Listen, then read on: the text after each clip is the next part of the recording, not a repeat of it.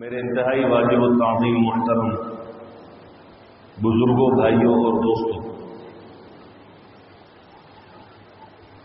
اللہ تعالیٰ نے مقدس، پاکیزہ اور پیارا دین ہمیں عطا کیا، اور حقیقت یہ ہے کہ بن مانگے عطا کیا، ماں کی گود میں ملا۔ تو ہوتا یہ ہے کہ بعض دفعہ انسان کو جب کوئی چیز بغیر مشقت اور بن مانگے ملتی ہے تو عموماً انسان اس چیز کی ناقدری کرتا ہے، اس چیز کی اہمیت اس کی نظر سے اوجھل ہو جاتی ہے، اس کا مقام اور مرتبہ وہ سمجھ نہیں پاتا۔ اللہ تعالیٰ نے بن مانگے ہمیں اسلام کی دولت سے نوازا، ایک مقدس اور بہترین عقیدے کے ساتھ جوڑا، اور وہ بہترین اور مقدس عقیدہ کیا ہے کہ ہم اگر مانگتے ہیں، حاجت روا مانتے ہیں، مشکل کشا سمجھتے ہیں، مالک الملک سمجھتے ہیں، دینے والا سمجھتے ہیں، ہمیں عطا کرنے والا سمجھتے ہیں، ہمارا سب کچھ سمجھتے ہیں، تو وہ صرف کس کو سمجھتے ہیں؟ اللہ۔ حاجت روا، مشکل کشا، دینے والا، عطا کرنے والا، فریاد سننے والا اگر کوئی ہے تو وہ صرف اللہ کی ذات ہے۔ تو یہ مقدس اور پاکیزہ عقیدہ اللہ تعالیٰ نے ہمیں بن مانگے دیا ہے، اس کی قدر کرنی ہے۔ اس کی قدر اس طرح کی جائے گی کہ اس کو جس طرح ہم قرآن مجید کو سنبھال کے رکھتے ہیں، اونچی جگہ پر، صاف ستھری جگہ پر، اچھے سے جزدان میں ڈال کر، تو کیا دین اسلام کو بھی کسی پیکنگ میں رکھنا ہے؟ نہیں۔ اس کی قدر یہ ہے کہ موقع بموقع اس کے جو احکام ہماری طرف متوجہ ہوتے ہیں، ہم ان احکام کی طرف لبیک و سعدیک کہہ کر اس حکم پر عمل پیرا ہو جائے، یہ اس اسلام کی قدردانی ہے۔ ہم نہیں کرتے۔ اللہ تعالیٰ نے ہمیں بدنی عبادت بھی دی ہے، اللہ تعالیٰ نے ہمیں مالی عبادت بھی دی ہے، بدن اور مال کی عبادت ایک ساتھ بھی دی ہے، الگ الگ بھی دی ہے۔ بدنی عبادت کے اندر نماز کی عبادت آتی ہے، مالی عبادت کے اندر زکوٰۃ کی عبادت آتی ہے، قربانی آتی ہے، بدن اور مال کی عبادت میں حج آتا ہے۔ یہ سارے احکام وقتاً فوقتاً ہماری طرف متوجہ ہوتے ہیں، اور ہم اگر اس پر عمل پیرا ہو جائیں تو یہ اللہ کا فضل، اگر نہ ہو سکے تو اس پر فکر کرنی ہے۔ یہ اسلام کی ناقدری ہے، یہ اتنی عظیم الشان بہترین اللہ کی طرف سے عطا کی ناقدری ہے۔ حی علی الصلاۃ، آؤ نماز کی طرف، الصلاۃ خیر من النوم، نماز نیند سے بہتر ہے، اور یہ سن کر پھر سو جاتا ہے، یہ ہمت نہیں کرتا، یہ مسجد کی طرف نہیں آتا، یہ نماز کو اہمیت نہیں دیتا۔ ٹھیک ہے، ہو گئی اذان، پھر آنکھ لگ گئی، یہ افسوس کرتا ہے تو کسی کرکٹر کے، کسی فیلڈر کے کیچ چھوٹ جانے پر، اوہو فلانے سے کیچ چھوٹ گیا، یہ اپنی پیشانی پٹک لیتا ہے، یہ اچھل کر بیٹھ جاتا ہے، کیا ہوا بھائی، کیوں اتنے پریشان ہو گئے، کیا مصیبت آ گئی؟ یار کیچ چھوٹ گیا، آؤٹ ہو جاتا تو ہم جیت جاتے ہیں، بھائی کیچ چھوٹ گیا، اس کو افسوس ہو گیا، اس کو نماز چھوٹی تو افسوس نہیں ہو، اس کا روزہ چھوٹ گیا تو افسوس نہیں ہوا، اس کی جماعت نکل گئی تو افسوس نہیں ہوا، اس کے پارے کی تلاوت کی روٹین چھوٹ گئی یا روٹین ہے ہی نہیں، اس کو افسوس نہیں ہوا۔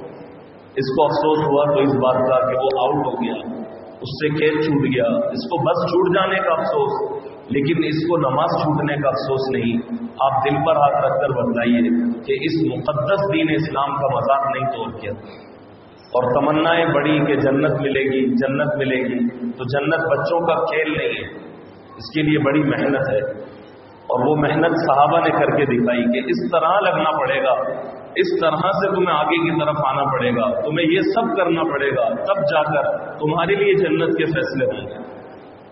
ہم مالی عبادت میں بھی کمزور، ہم بدنی عبادت میں بھی کمزور، مالی عبادت میں بھی کمزور ہے، کر لوں گا، بدنی عبادت میں بھی ابھی پڑھ لیتا ہوں اور چھوٹ گئی، نماز نکل گئی، ابھی پڑھ لیتا ہوں۔ حضرت بنوری رحمت اللہ علیہ، بنوری ٹاؤن گرو مندر پر جو واقع ادارہ ہے، اس کے محتمم حضرت مولانا یوسف بن نوری نبر اللہ مرقدہ کے بارے میں آتا ہے، ایک مرتبہ سفر کر رہے تھے تو حضرت نے فرمایا کہ بھائی عصر کا ٹائم ہو گیا۔ ڈرائیور نے کہا حضرت جی بس ابھی روکتا ہوں۔ تو مسجد تو حضرت نے فرمایا یہ جا رہی ہے پیچھے۔ کہا حضرت آگے بھی مسجدیں آئیں گی؟ کہا نہیں، پکا پتہ ہے تو بتاؤ۔ کہا نہیں پکا نہیں، ڈھونڈیں گے۔ فرمایا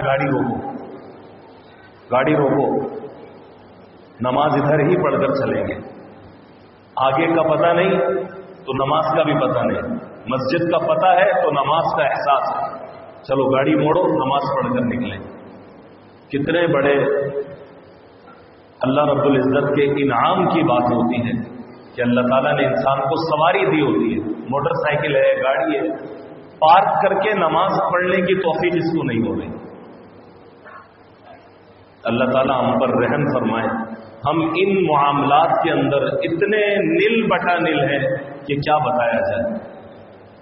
نماز کی عبادت، پڑھنے میں سستی، کوتاہی، اللہ تعالیٰ نے ایسے لوگوں کو جو نماز سے غفلت برتتے ہیں ان کی ہلاکت اور تباہی کا اعلان کیا ہے۔ آپ کو معلوم ہے قرآن مجید کی ایک بڑی عجیب آیت ہے۔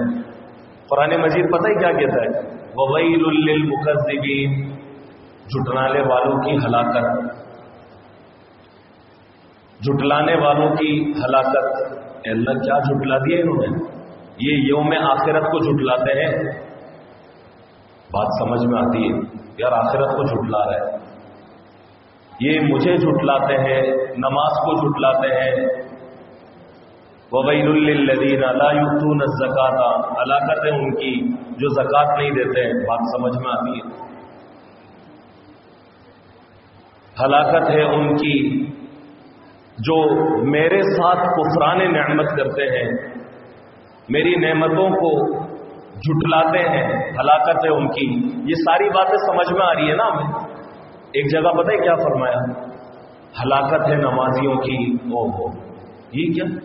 نمازیوں کی ہلاکت؟ یہ کیوں؟ زکوٰۃ نہ دی، ہلاکت سمجھ میں آتی ہے۔ یوم آخرت کو نہیں مانا، ہلاکت سمجھ میں آتی ہے۔ اللہ کو نہیں مانا، ہلاکت سمجھ میں آتی ہے۔ وَوَيْلٌ لِّلْمُكَذِّبِينَ، آپ نے آیت قرآن میں بہت جگہ پڑھی ہو۔ وَوَيْلٌ لِّلْمُطَفِّفِينَ، ہلاکت ہے ناپ تول میں کمی کرنے والوں کے لیے۔ اے اللہ بات سمجھ میں آئی؟ یہ نمازیوں کی ہلاکت ہے یا اللہ سمجھ میں نہیں آ رہی؟ فَوَيْلٌ لِّلْمُصَلِّينَ، یہ الفاظ ہیں سورۃ الماعون، چھوٹی سی سورت ہے، اکثر ہم نماز میں پڑھتے ہیں۔ أَرَأَيْتَ الَّذِي يُكَذِّبُ بِالدِّينِ فَذَلِكَ الَّذِي يَدُعُّ الْيَتِيمَ وَلَا يَحُضُّ عَلَىٰ طَعَامِ الْمِسْكِينِ، آپ نے دیکھا ہے اس کو جو قیامت کے دن کو جھٹلاتا ہے؟ آپ نے دیکھا ہے اس کو یتیموں کو دھکے دیتا ہے، مسکینوں کو کھانا کھلانے پر ابھارتا نہیں ہے۔ آگے فرمایا فَوَيْلٌ لِّلْمُصَلِّينَ، نہ ہلاکت ہے نمازیوں کی۔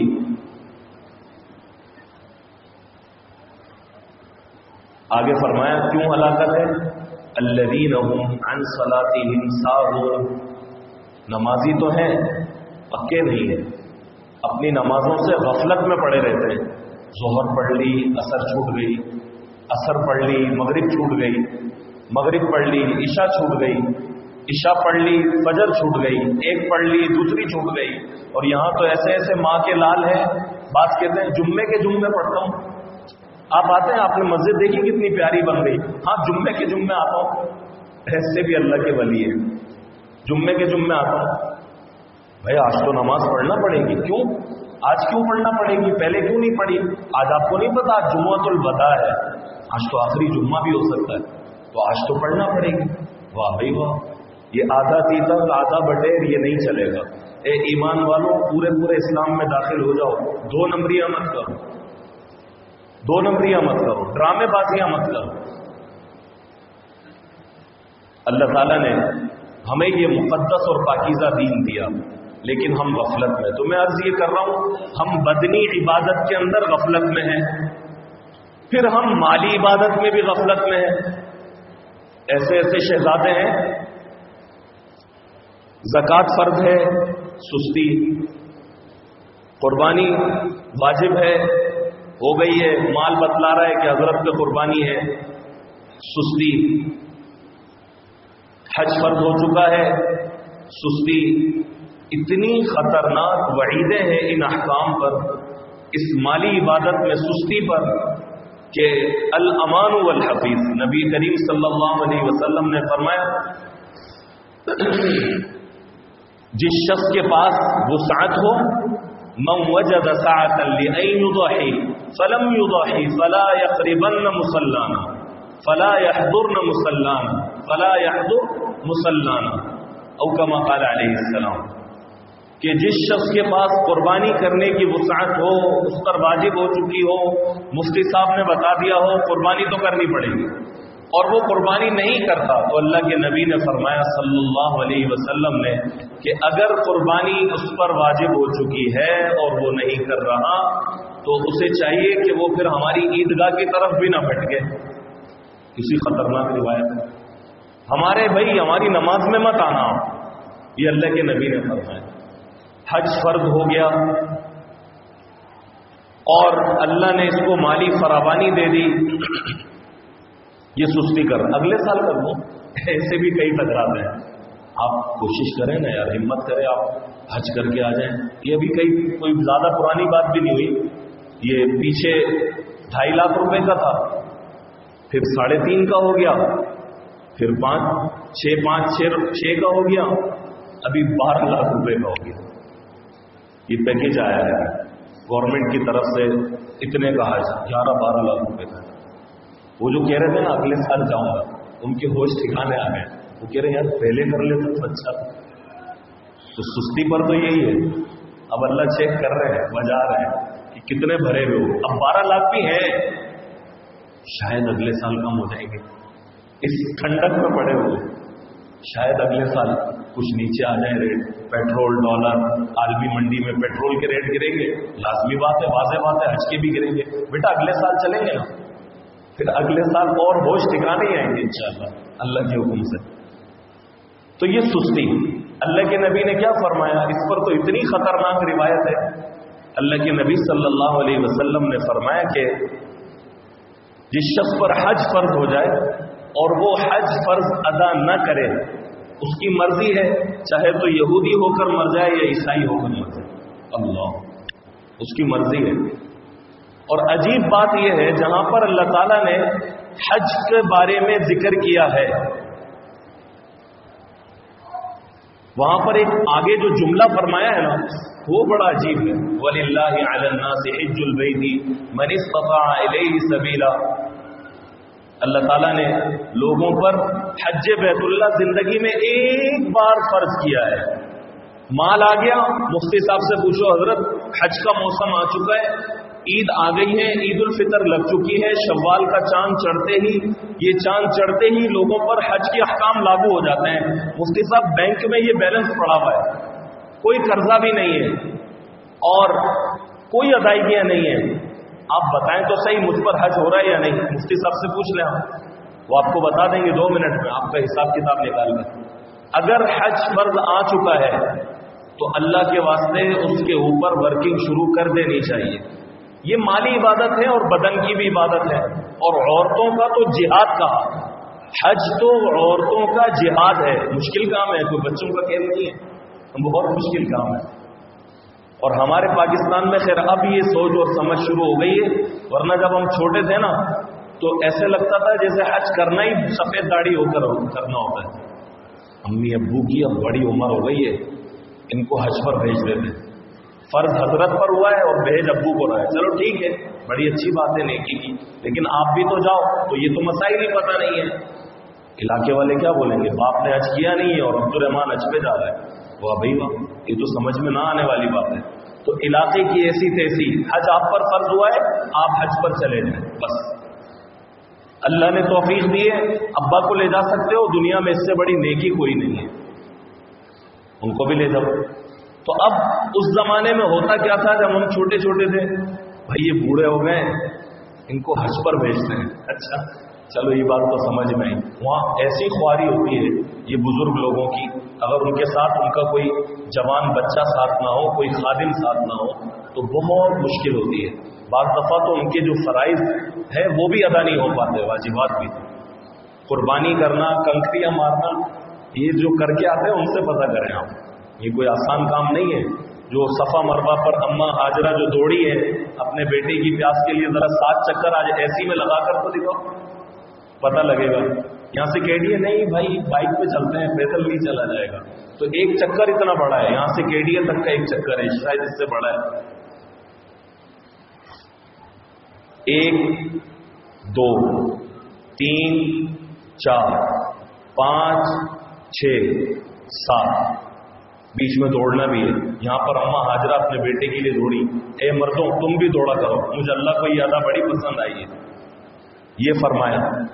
پھر یہ چکر، پھر 7 چکر خانہ کعبہ کے، طواف، پھر زمزم پینا، پھر 2 رکعت پڑھنا، پھر اس کے بعد پڑھنا، پھر دعائیں مانگنا، اور اتنے ہجوم کے اندر یہ کام کرنا، تو کام تو مشکل ہے۔ اور یہ تو عمرہ گنوایا میں نے، حج تو الگ ہے۔ عرفات میں جانا ہے، مزدلفہ جانا ہے، وہاں بالکل بیابان میدان میں رات گزارنی ہے، بارش ہو جائے، آندھی آ جائے، طوفان آ جائے، پڑے رہو۔ میں اللہ آج یہ چاہتا ہوں، مزدلفہ سے چلو مینا کی طرف، کنکریاں مارو، کنکریاں مار دی، چلو جاؤ قربانی کرو، قربانی کر دی، جاؤ گنجا ہو جاؤ، گنجے ہو گئے، جاؤ اب طواف زیارت کرو، مجھ سے ملو گے نہیں، میرا شکر ادا نہیں کرو گے، میں نے تمہیں حج کروایا ہے، آؤ طواف زیارت کرو۔ اور بات سنو، اگر طواف زیارت نہیں کرو گے تمہاری بیوی حرام ہو جائے گی تم پر، تمہاری بیوی کو حلال کرنا ہے تو آؤ پہلے طواف زیارت کرو، میرا شکر ادا کرو آ کر۔ ایسے زبردست احکام ہے حج کے اندر، ایسا مزہ آتا ہے۔ یا اللہ عرفات میں کھڑے ہوئے، مغرب کا ٹائم نکل رہا ہے، نہیں عشاء بھی آنے دو، مزدلفہ پہنچو، مغرب کا ٹائم گزر گیا، مغرب پڑھنی نہیں ہے، یا اللہ کیا کریں؟ وہ مزدلفہ میں آؤ، عشاء کے وقت میں مغرب پہلے پڑھو، پھر جماعت کے ساتھ یا جیسے بھی ہے وہ عشاء پڑھو، دونوں نمازوں کو جمع کرو۔ یا اللہ مغرب جاری ہے، میں تو نماز چھوڑتا ہی نہیں تھا اپنی مومن مسجد میں، نہیں نہیں نہیں، آج یہ نہیں چلے گی، آج میں اللہ کہہ رہا ہوں کہ مغرب پڑھنی ہی نہیں ہے، جا کر عشاء کے وقت میں پڑھنی ہے۔ ایسے احکام ہے۔ یا اللہ خانہ کعبہ میں 1 لاکھ نمازوں کا سوال نہیں، میدان عرفات میں آ جاؤ، یہاں کھڑے ہو جاؤ، بس 1 لاکھ نہیں، میری بات مانو۔ یہ بتلایا مسلمانوں کو کہ تمہاری نہیں چلے گی، چلانی ہے اپنے اوپر تو کس کی چلاؤ؟ مجھ اللہ کی چلاؤ۔ تم میرے پابند ہو، تمہیں پیدا کیا ہے، تم بھیڑ بکریاں نہیں ہو، تم انسان ہو، تمہیں جب جس چیز سے روک دوں اس سے رک جاؤ، اس رک جانے میں تمہاری عافیت ہے، میں اللہ تم سے راضی ہو جاؤں گا۔ تو کرتے کیا تھے ہمارے ہاں؟ اب یہ جو چیزیں گنوائی نا، میں نے شروع میں ایک بات کی، بوڑھے ماں باپ کو بھیج دیتے ہیں، وہ پہلے بھیج دیتے تھے اور بھیج دیا، یہ تو بات سمجھ میں آتی تھی۔ بعد ایسے بھی معصوم تھے، قاری صاحب دعا کرنا نا اللہ پاک وہی دونوں کو قبول فرما لے، کتنی پیاری موت ہوگی، ابا اور اماں دونوں وہاں مر جائیں ہمارے۔ یہ بھی ایسے لوگ بھی تھے، بھائی وہ خود مانگے تو بات سمجھ میں آتی ہے، تم کیوں مانگ رہے ہو؟ تمہارے لیے تو بہترین سایہ ہے، اور اگر ہو جائے تو اس سے بڑی سعادت بھی نہیں ہے۔ لیکن اس طرح ماں باپ کے لیے کہنا، یہ دل چلتا کیسے ہے؟ سعادت بہت بڑی ہے، اس میں کوئی شک نہیں ہے، اگر ہو جائے تو خود بیٹے کے لیے بھی بڑی سعادت ہے، لیکن اس طرح کہنا، یہ ایسے لوگ گزرے ہیں پہلے۔ تو اماں ابا کو بھیج دیا، پھر بیچارے بڑے باس تو پریشان ہو کر واپس آتے تھے۔ تو ایسی ناسمجھیاں نہ کریں، اللہ نے اگر جوانی میں حج فرض کر دیا ہے تو بڑھاپے کا انتظار نہ کریں، مالی عبادت ہے، مالی عبادت کے اندر پہل کر جائیں۔ حج فرض ہو گیا، بس میں جاؤں گا، ڈرانے والے ڈرائیں گے، بینک میں بچے گا کچھ نہیں، شاید روپیہ بھی نہ بچے، شاید جیبیں جھاڑ کے جانا پڑے۔ تو ایسی کی تیسی ان سوچوں کی، جس اللہ نے مجھے یہ پیسہ دیا ہے، حج کے بعد اللہ مجھے اور مزید عطا فرمائیں گے۔ اب میں یہاں پر یہ بات تو میں نے کہہ دی، آپ نے کہا کہ ہاں صحیح کہہ رہے ہیں بھائی، یہ تو اچھی بات ہے، حج پہ جائے گا تو اللہ دے دیں گے. نہیں، یہ امام صاحب کی بات نہیں ہے. نبی کریم صلی اللہ علیہ وسلم نے فرمایا الحاج مفتقر، حاجی کبھی فقیر نہیں ہوتا. اور یہ بات حقیقت ہے، یہ مشاہدہ اور تجربے کی بات ہے. عمرہ کر کے آ جائے اللہ تعالیٰ فراوانی عطا فرما دیتے ہیں. حج کر کے آ جائے اللہ ایک سال میں اس کا دگنا عطا کر دیتے ہیں، دگنا عطا کر دیتے ہیں. یہ بالکل مشاہدے اور تجربے کی بات عرض کر رہا ہوں. اللہ تعالیٰ نے عطا کیا ہے، نکل جاؤ احرام باندھ کر اللہ کی. لیکن صرف یہ نیکیاں میرے دوستوں کرنی نہیں ہے، بلکہ ان نیکیوں کو لے کر پہنچنا بھی ہے اللہ کے دربار میں.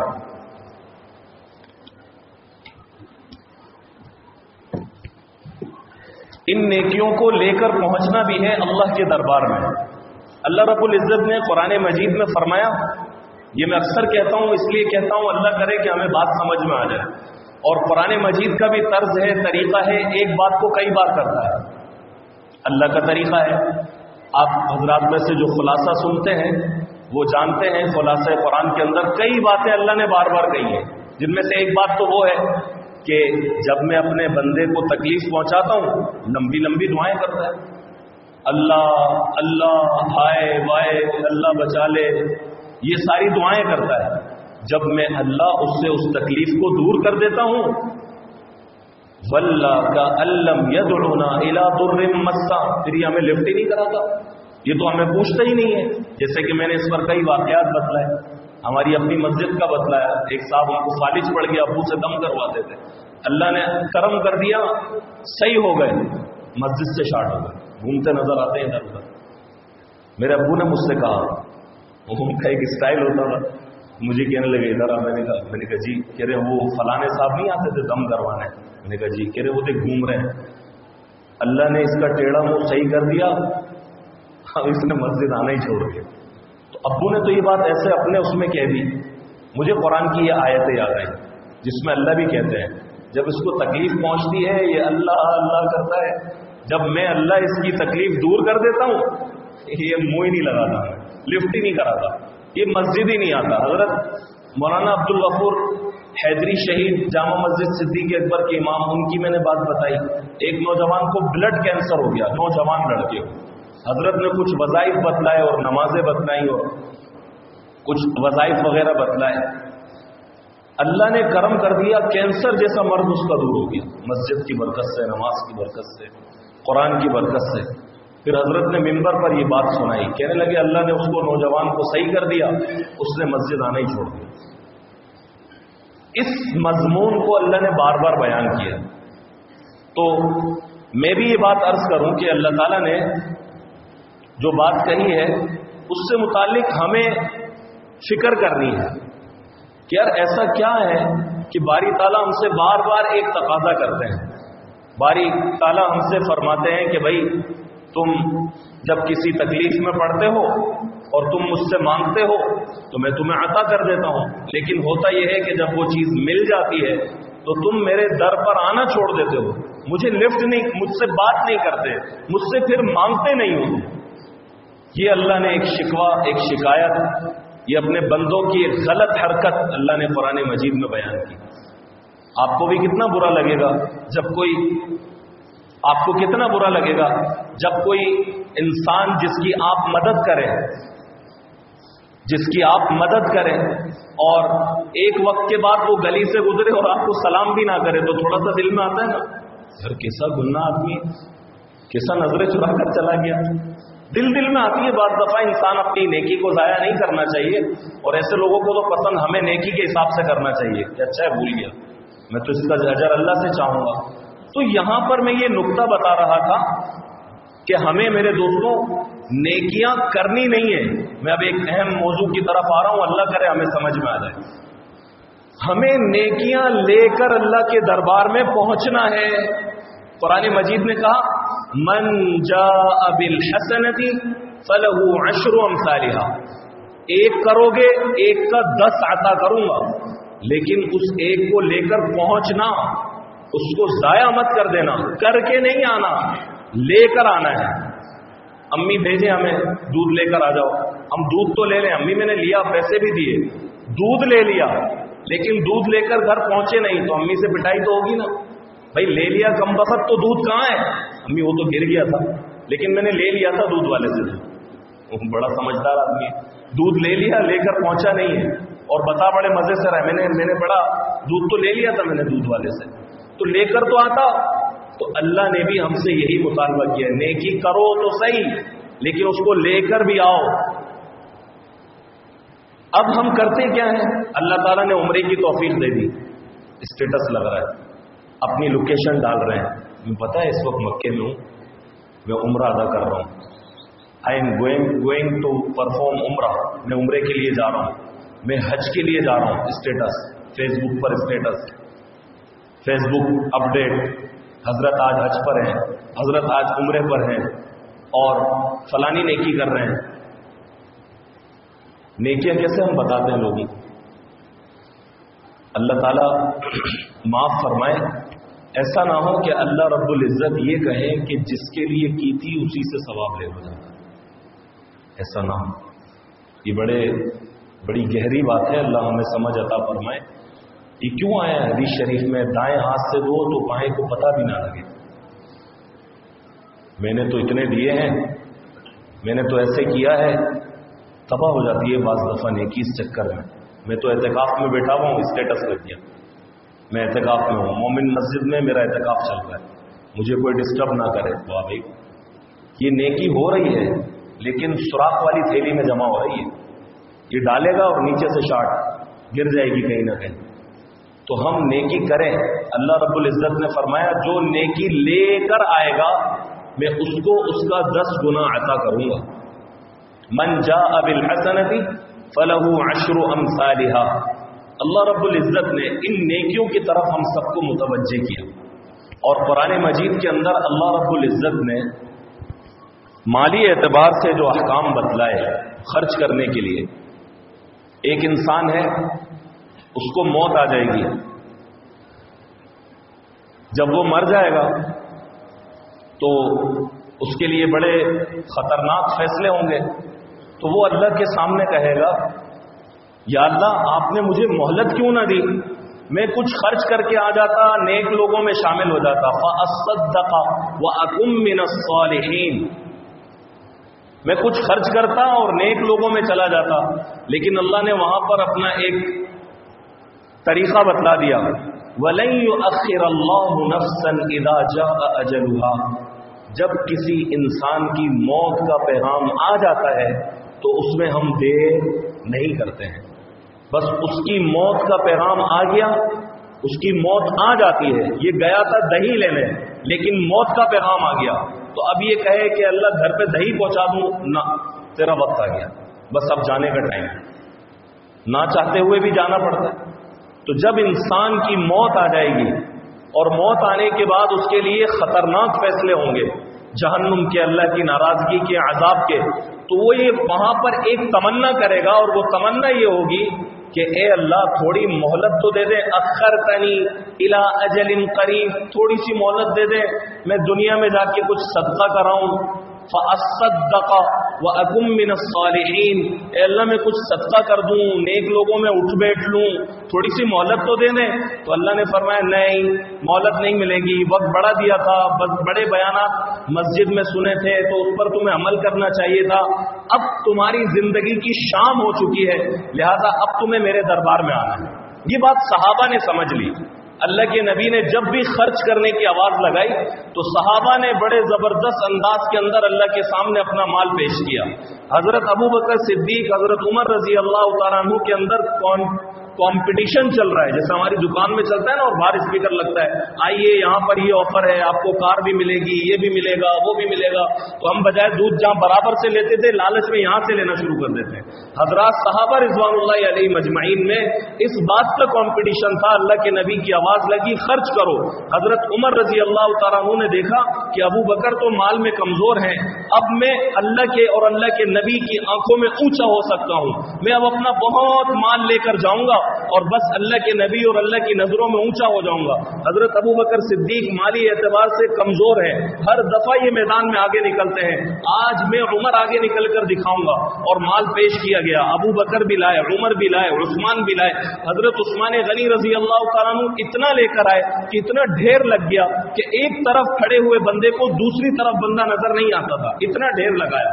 حضرت عمر رضی اللہ تعالیٰ عنہ آدھا مال لیا ہے, ابو بکر سارا لیا ہے. اب اللہ کے نبی کے سوال شروع ہو رہے ہیں, تو سوال ہونا یہ چاہیے تھا, عمر کتنا لے کر آئے؟ یا رسول اللہ آدھا لیا ہے. وہاں سوال بدل گئے, کیونکہ اللہ کے نبی کی نگاہ سمجھتی تھی کہ کس مال کے اندر وزن زیادہ ہے. وزن دیکھیں, 1 لاکھ میں وزن زیادہ نہیں ہوگا. اگر اس کے اکاؤنٹ میں 10 لاکھ پڑے, کیا بڑی بات ہوئی, 1 لاکھ دے دیا. وزن تو جب ہوگا جب جیب میں ہو ہی 1500 اور اس نے 1000 نکال دی, اس کے بعد ہے ہی نہیں اور آگے پتہ بھی نہیں ہے. تو یہ دیکھتے ہیں اللہ کہ اس نے کیسے نکالا. تو حضرت عمر رضی اللہ تعالیٰ عنہ نے فرمایا کہ میں آج ابو بکر سے آگے نکل جاؤں گا.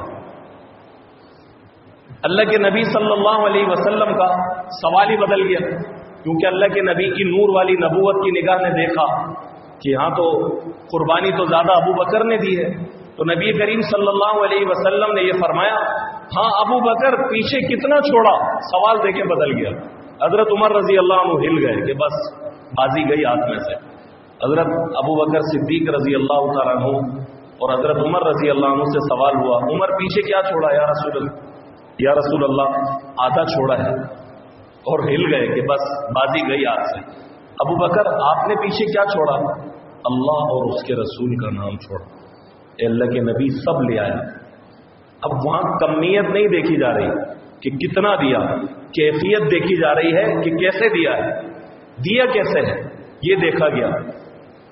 نبی کریم صلی اللہ علیہ وسلم کے پیارے صحابی حضرت عمر رضی اللہ تعالیٰ عنہ یہ فرما رہے ہیں, ابو بکر کہہ رہے ہیں کہ میں پورا لے آیا, اللہ اور اس کے رسول کا نام چھوڑا. اور ایک مقام پر حضرت ابو بکر صدیق رضی اللہ عنہ نے اپنے کپڑے کے اندر ٹاٹ پہنا, اپنی قمیض کے اندر ٹاٹ پہن لیا. یہ پہننا آسان کام نہیں ہوتا, جیسے ہمارا یہ مسجد کا ترپال لٹکا ہوا ہے نا, اس کی کوئی قمیض پہن لے کتنا مشکل ہوگا. بولے یار یہ کیا پہن لیا میں. حضرت ابو بکر رضی اللہ عنہ کے پاس بچا ہی کچھ نہیں, یہ پہن لیا. تو ہوا یہ کہ اللہ رب العزت نے یہ سوال کیا کہ بھائی میرے نبی صلی اللہ علیہ وسلم یہ ابو بکر سے پتہ تو کریں. بیٹھ جا بھائی, ابو بکر رضی اللہ عنہ سے پتہ تو کریں کہ یہ اس حال میں مجھ سے راضی ہے. ابو بکر مجھ سے اس حال میں راضی ہیں.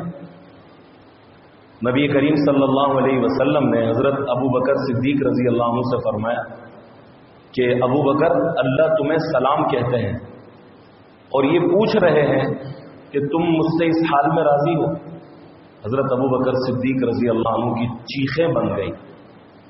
اللہ نے میرا نام لیا, میں اللہ سے راضی ہوں, میں اپنے اللہ سے راضی ہوں, میں اپنے اللہ سے راضی ہوں. یہ حضرت ابو بکر صدیق رضی اللہ تعالیٰ عنہ کا مقام اور مرتبہ. یہ ہوا ایک مرتبہ قرآن مجید کی ایک آیت نازل ہوئی, من ذا الذی یقرض اللہ قرضا حسنا, اللہ کو کون قرضہ دے گا. ایک انصاری صحابی نے یہ آیت سنی اور جا کر ابو دحداح رضی اللہ تعالیٰ عنہ کو سنائی. ابو دحداح اللہ قرضہ مانگ رہے, اللہ قرضہ مانگ رہے, اللہ کو قرضے کی کیا ضرورت. ہاں یہ آیت نازل ہوئی ہے. دوڑے دوڑے گئے, یا رسول اللہ کیا اللہ نے قرضہ مانگا ہے؟ ہاں اللہ نے قرضہ مانگا ہے, تو اللہ کو قرضے کی کیا ضرورت. تو نبی کریم صلی اللہ علیہ وسلم نے فرمایا کہ اللہ چاہتے ہیں کہ میں اپنے بندوں کو اس کے بدلے میں جنت عطا کروں. یا رسول اللہ میرے 2 باغ ہیں, میں دونوں باغ آج اللہ کو دیتا ہوں. اللہ کے نبی نے فرمایا نہیں, ایک اپنے بچوں کے لیے رکھو اور ایک اللہ کے نام پر دو. تو کہنے کے لگے یا رسول اللہ میرا ایک باغ بڑا عالی شان ہے. یا تو پھٹا ہوا نوٹ ڈالتے نا ہمارے, یہ ہم مسجد کے ساتھ ہی کبھی کبھی جمع کرتے ہیں, کہتے ہیں یار یہ دیکھو پھٹا ہوا نوٹ. میں نے کہا کہیں نہیں چلا, اللہ کے یہاں تو چل جائے گا نا, اللہ کا بینک بڑا زبردست ہے, یہاں تو چلے گا. تو حضرت ابو دحداح رضی اللہ تعالیٰ عنہ نے فرمایا یا رسول اللہ جنت پکی, وعدہ آپ وعدہ کرتے ہیں. ہاں ابو دحداح تیری جنت پکی. یا رسول اللہ 600 کھجور کے درخت ہیں, बेहतरीन बाग है, मैं वो अल्लाह के नाम, आप हाथ बढ़ाएं, मैं अल्लाह के नाम पर वो बाग देता हूं, लेकिन या रसूल अल्लाह मेरी जन्नत पक्की? हाँ अबू दहदा तेरी जन्नत पक्की। या रसूल अल्लाह मेरी बीवी की जन्नत पक्की? हाँ अबू दहदा तेरी बीवी की जन्नत पक्की। या रसूल अल्लाह, अजीब लोग थे। या रसूल अल्लाह मेरे बच्चों की जन्नत पक्की? बाप थे ना। अल्लाह के नबी ने फरमाया ज्यादा मांग रहे हो, अबू दहदा तेरे बच्चों की जन्नत भी पक्की। दौड़े दौड़े गए, ए उम्मे दहदा, बाग के अंदर नहीं गए, उम्मे दहदा बाहर आ जाओ, बाहर आ जाओ। क्या हुआ? मैंने ये बाग अल्लाह से सौदा कर लिया जन्नत के बदले। बीवी भी अजीब, बाहर आने लगी, रबी अलबई, रबी अलबई, बड़ा बेहतरीन सौदा करके अबू दहदा आ जाओ भाई बच्चों बाहर। हाथ पकड़ा बच्चों को बाहर, उस बाग को अल्लाह के नाम पर खर्च कर दिया। मालदार लोगों ने इस तरह से माल खर्च किया, गरीबों ने खर्च किया। अबू बकर के फकर के आगे दौलत वालों की दौलत हार गई। इस तरह से अल्लाह के नाम पर खर्च किया और करते रहे। अल्लाह ताला ने ये तौफीक हमें सिर्फ दुनिया में दी है, हम इसके बाद कुछ भी हिम्मत कर लें, कहीं भी निकल जाएं। नबी करीम सल्लल्लाहु अलैहि वसल्लम ने एक मरतबा नमाज पढ़ाई, नमाज के बाद सुन्नतें और उसका तस्बीहात का वक्त था, दुआ का वक्त था। अल्लाह के नबी ने नमाज पढ़ाई, बस फौरन खड़े हुए और खड़े होकर सफ़ों को चीरते हुए अपने घर में तशरीफ ले गए और थोड़ी देर के बाद वापस आए। नबी करीम सल्लल्लाहु अलैहि वसल्लम से सहाबा ने पूछा, या रसूलुल्लाह खैरियत थी? आज ना तस्बीहात ना दुआ, तो खैर तो है? अल्लाह के नबी ने फरमाया, हाँ चांदी का एक टुकड़ा मेरे घर में था, मुझे फिक्र हुई कि कहीं उसको खर्च करने से पहले मुझ पर मौत ना आ जाए। ये अल्लाह के नबी फरमा रहे, तो मुझे फिक्र हुई, मैं गया, मैंने जाकर सबसे पहले उसे सदका किया है। अब मैं आकर बैठा हूं, तो क्या मतलब है इस हदीस को सुनाने का मेरा कि आपका जितना बैंक बैलेंस है वो सब खर्च कर दें? नहीं, ये जो दिल के अंदर एक ख्याल आता है नेकी का, ये आसमानी मेहमान होता है, इसकी कदर करनी चाहिए। अल्लाह ताला हमें इसकी कदर की तौफीक अता फरमाए। मैंने इतनी बात इसलिए की, ये मस्जिद बन रही है और बन रही है और अभी बड़े काम बाकी हैं और लोग बहुत हिस्सा ले रहे हैं और आप अहले इलाका हैं, आप लोग फिक्रमंद भी होते हैं कि ये सब करता कैसे है। पिछले जुम्मे बात हुई रमजानों में, तो अल्हम्दुलिल्लाह 1,80,000 रुपए जमा हुए। कोई बहुत बड़ा इस मजमे से इकट्ठा नहीं हो जाता कि हम बस अब ये पूरी मस्जिद के मीनारे विनारे सब बन जाएंगे। 1,80,000 रुपए की रकम जमा हुई। इस बात के चलाने का मकसद मैंने पिछले जुम्मे अर्ज किया था। अब आओ ये ज़हीर भाई बड़े फिक्रमंद होते हैं इस हवाले से, और अभी ये भी डॉलर लेकर आएंगे बाहर से। तो ये इन्होंने नबी करीम सल्लल्लाहु अलैहि वसल्लम के प्यारे सहाबा ये अमल करते थे। अब जो हमने पिछले जुमे बात की थी, वो बात इसलिए की थी कि हम में से सबका हिस्सा पड़ जाए। भाई सबका हिस्सा पड़ना चाहिए, तो ये साथी बैठे हैं, इसमें हिस्सा डालें सारे, कोई एक भी ना बचे। बच्चे भी करें इस पर हिम्मत, ताकि इनको एक जज्बा हो।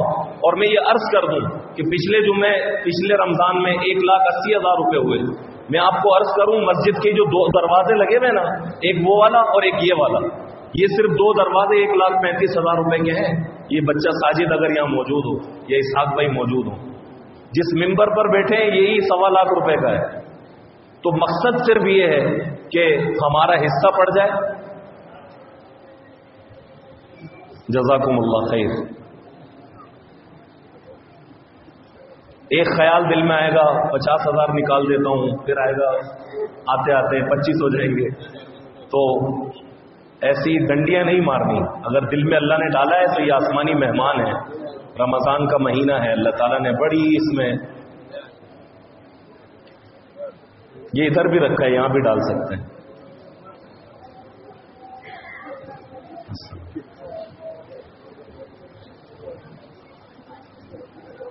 माशाअल्लाह, अल्लाह कबूल फरमाए। फरीद भाई उल्टे हाथ से नहीं डाले भाई, सीधे हाथ से डाले भाई, सीधे हाथ से डाले, सीधे हाथ से।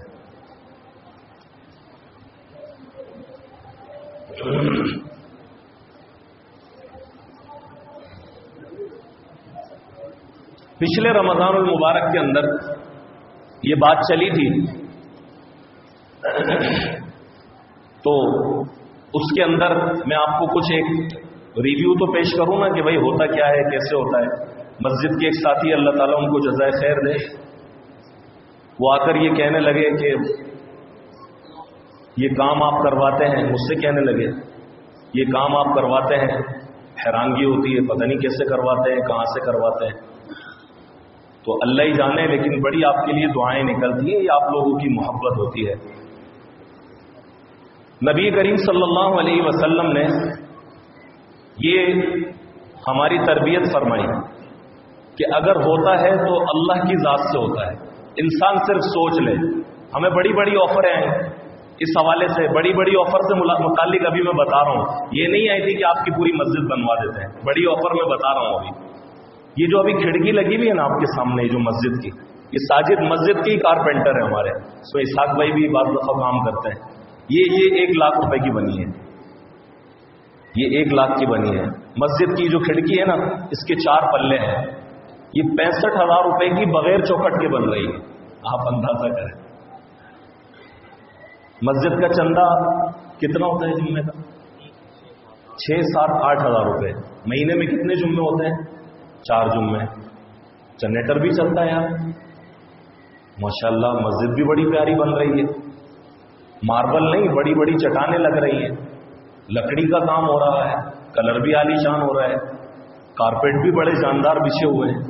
تو یہ کرتے ہیں، اللہ کی ذات کرتی ہے، اس میں آپ لوگوں کی دعائیں شامل ہیں بہت سارے۔ اس دن صحن شروع ہوا، ہم نے فجر کی نماز پڑھی، تو میں نے کئی نمازیوں کی آنکھوں میں آنسو دیکھے، ماشاءاللہ اللہ تعالیٰ ان کے آنسوؤں کی برکت بھی دکھاتے ہیں۔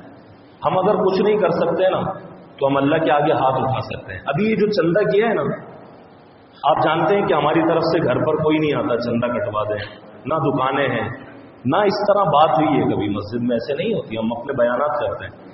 آج اللہ جانتا ہے صرف اس لیے اتنی بات کی ہے کہ آپ سب کا بھی حصہ لگ جائے۔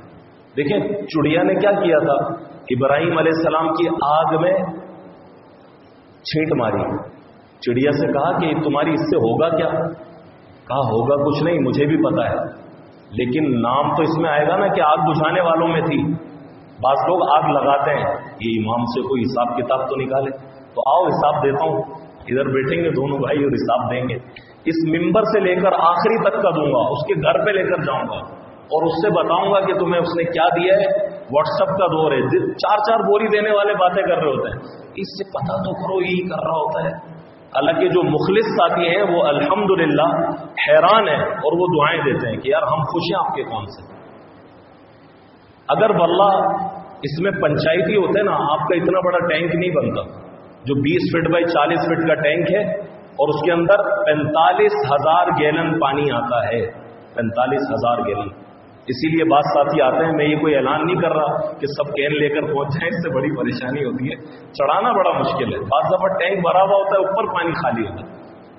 تو بہرحال کبھی خدا نہ خواستہ پریشانی ہو تو ایک چھوٹا ٹینک 12 بائی 12 کا تقریباً 14 فٹ گہرا ہے، 14 فٹ گہرا ہے، وہ حضرت والد صاحب نے بنوایا، اللہ ان کی مغفرت فرمائے۔ جب یہ ٹینک کا کام اللہ نے فقیر سے لیا، توفیق دی اللہ تعالیٰ نے، تو شاذب بھائی گواہ ہیں، مجھے حضرت والد صاحب کرسی پر بیٹھے ہوئے تھے اور کام ہوتا ہوا دیکھا کہ میں نے اپنی زندگی میں اتنا بڑا ٹینک نہیں دیکھا۔ جب میں اندر آیا، واللہ میرے والد صاحب کرسی پر کھڑے ہوئے، کرسی سے ایسے اٹھ گئے مجھے دیکھ کے اور ایسے بہتی آنکھوں کے ساتھ مجھے سینے سے لگایا اور پیچھے ایسے تھکیاں رہے، ان کی ایک محبت تھی، اور رونے لگے کہ یہ جو کام تو نے کیا ہے، یہ جو کام تو نے کیا ہے۔ پھر رات کو ایک بہن سے میری کہنے لگے کہ الحمدللہ اب میں آرام سے مروں گا، اب میں آرام سے مروں گا، بس جو پودا لگایا تھا وہ ایک بڑا درخت بن چکا ہے۔ اللہ تعالیٰ ان کی مغفرت فرمائے۔ مسجد کے جتنے مخلص ساتھی فوت ہو گئے شروع سے لے کر حضرت والد صاحب سے لے کر اینڈ تک، جو بھی فوت ہوئے، اللہ تعالیٰ ان سب کی مغفرت فرمائے۔ آپ نے جس کے لیے دیا، جتنا دیا، اللہ تعالیٰ ان کے حق میں قبول فرمائے۔ اس مسجد کے لیے دیکھیں، دل میں کڑھن نہ رکھیں، محبت رکھیں، دعائیں دیں، حوصلہ افزائی کریں۔ بعض آ کے ایسے منہ بسورت ہیں، یہ اتنی بڑی شیٹیں لگانے کی کیا ضرورت تھی اور یہ اتنا کرنے کی کیوں؟ بھائی آپ سے مانگا ہے، آپ کے گھر آیا تھا میں کہ مجھے دے دو کچھ، تو ٹینشن کیوں لے رہے ہو؟ خوبصورت لگ رہا ہے، ہاں پیارا تو لگ رہا ہے، تو بعد نکل لو یہاں سے، چلو اپنا راستہ نہ ہو، جلو نہیں۔ کام دیکھ کر اللہ تعالیٰ ہمیں، اب دیکھیں کتنا پیارا لگ رہا ہے، وہ رنگ برنگی، اس میں کسی میں پہاڑ بنے ہوئے، کسی میں کیا بنا ہوا ہے، ایک الگ منظر پیش کر رہا ہے۔ اور ماربل घिसाई वाले हमारे पप्पू भाई भी बैठे हैं, घिसाई कर रहे हैं, और दूसरे एक साथी जो इस वाले सहन की पहले करके गए, इस वाले हॉल की, कह रहे 35 साल से घिसाई का काम कर रहा हूं, मैंने इतना बड़ा पत्थर नहीं देखा। ऐसे कोशिश करते हैं, लगाते हैं। अगर पंचायती होते टैंक भी नहीं बनता, क्या जरूरत है इतना बड़ा टैंक, वजूखाना भी नहीं बनता, क्या जरूरत है, वजू ही तो करना है, 2 मिनट में यूं हो जाता है, बस छोड़ो। फिर ये पंचायती होते, तो मैं ये बता रहा था कि इस खिड़की के हवाले से ये ऑफर आई कि इस पे फलाना काम कर लेते हैं और उसमें कम खर्च आएगा, तो मैंने कहा ये पर्दे तो उससे कम खर्चे में है, फिर पर्दे लगे रहने देते हैं। मैंने ऐसे ही कहा, मैंने कहा आपको करना है आप करें, कलर वाले भाई आए हुए हैं, कलर करवा रहे हैं, मैंने कहा आप जरूर करें, ये हमारी तरफ से इजाजत है। ये मैं आज आपको अजीब बात बताऊं, कलर के हवाले से मैंने सारे एस्टीमेट लिख कर दिए। रिहान भाई बैठे हैं, अल्लाह इनको जज़ाए खैर दे, बड़ी हिम्मत करते हैं, मुतवज्जे करते हैं लोगों को, इस तरह बन जाती है मस्जिद। तो मैंने कहा कि ये ड्रम लगेंगे, 2 लाख रुपए मजदूरी लगेगी। तो उन्होंने कहा कि अगर हम करना चाहें, मैंने कहा या सुभान अल्लाह, मेरे सर का दर्द खत्म हुआ, थोड़ा सा काम बढ़ जाएगा, वहाँ मार्बल लकड़ी ये आ जाए। वो साहब एक आते हैं मुझसे रोजाना मिलते हैं जोहर के वक्त में, वो पूरा काम खुद देख रहे हैं कलर का। मैंने उनसे फोन पर कहा था, मैंने कहा क्वालिटी में डंडी होगी मैं काम रोक दूंगा भाई, मैं मना कर दूंगा, ऐसे नहीं चूना लपेट के चला जाए कोई।